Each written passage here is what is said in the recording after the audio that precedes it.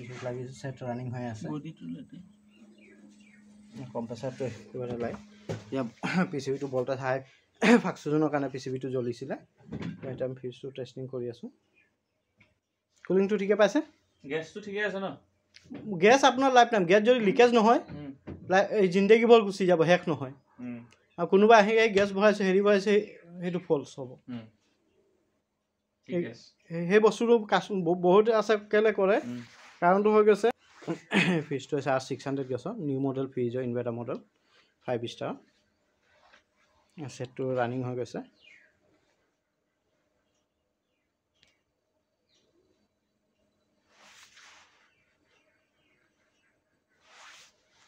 কুলিংটাৰ বসাই